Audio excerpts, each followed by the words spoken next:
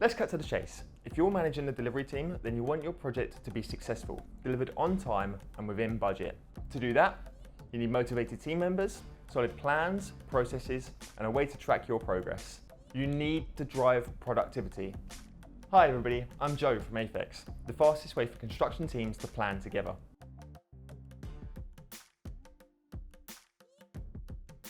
In this video, we're going to be talking about 5 actionable steps you can take for a more productive delivery team. Sounds good, right?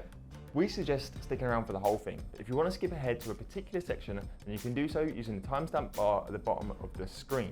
Also, be sure to hit subscribe and turn on post notifications. That way, you'll get an update every time we upload a video, and we can convince the powers that be to let us keep making them. Sounds good? Step 1. Have your engineers own their plans. Giving your engineers the ability to take ownership over their own plans, set their own targets, and take accountability for those plans helps improve site performance. Projects that get the most out of this approach have a solid process in place. First, engineers are provided with a copy of the master schedule in your software of choice. P6, Asta, whatever it might be. Then, the engineers take the master schedule and build a short-term plan that they are accountable for. Once done, they can build a weekly routine around a cycle of planning updates, reviews, commitments, things like that. Those same weekly cycles are then used to identify early indicators of project performance. And boom, just like that, you're on your way to a more productive site. The reason this works so well is that teams can identify potential issues and plan in a more agile manner.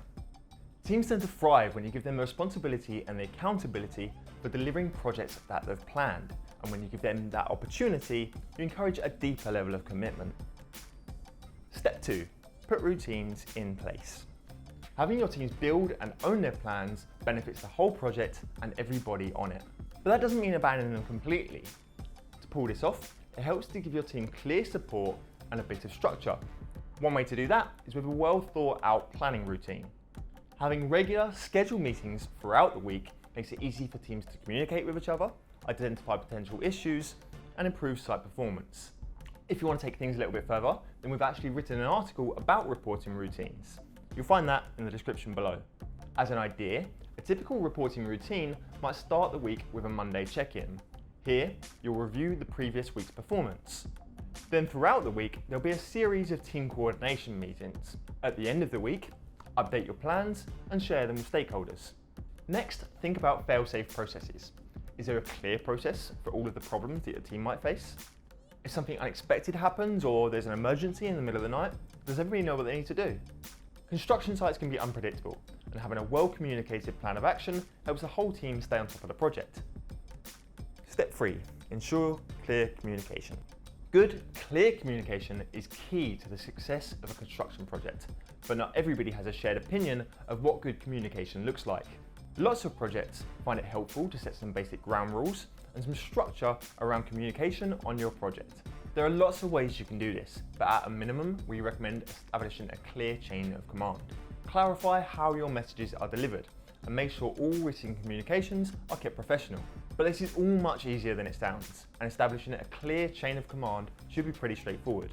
People on your team will be aware of their level of seniority, but it's worth drawing this up so that people outside of a team can be made aware as well.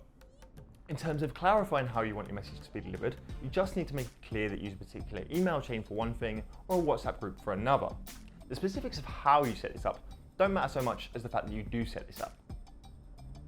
Step 4, provide the right setup. Having the right site infrastructure, equipment, and software can make a huge impact on your project. So it's worth giving some serious thought to the resources that are available to your team. Start with the war room. A war room is a great place to review, discuss, and visualize your plans. So making sure yours is set up properly can make a significant impact on your performance. Consider things like where the room is based, how comfortable it is, and whether the room has sufficient equipment. Could a 360-degree projector or a digital display board help visualize your plans better? Would a fan or a heater help make people feel more comfortable? Once you've got the physical stuff set up, it's time to give some thought to your software. Acquiring new software and getting your team trained might seem like a pain, but it's worth it in the long run. Mapping tools, site diaries, and scheduling software like Aphex are all available to help you complete tasks faster. These things can also help reduce friction between team members and manage your project more efficiently. If you want to find out more about war rooms or what software might help on your project, we've made a video about each of these topics. Again, we'll leave a link in the description. Step 5, track performance. Without tracking your team's performance, it's impossible to figure out how well things are going. Fortunately, if your team are building short-term plans and you have a routine in place, then tracking your performance is relatively straightforward. Think about milestones, earned value management, PPC, and production rates. All of these help give you insight into your project and make it easier to stay on top of things.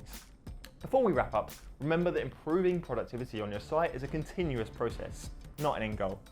You might find that there are some big wins, but overall it's something that needs to be worked at consistently. And cliche as it sounds, it's about the journey, not the destination. By tracking your performance and looking for opportunities to improve, you're more likely to reach project completion on track and in budget. Okay, now that's a wrap. Thanks for watching and we'll see you in the next video.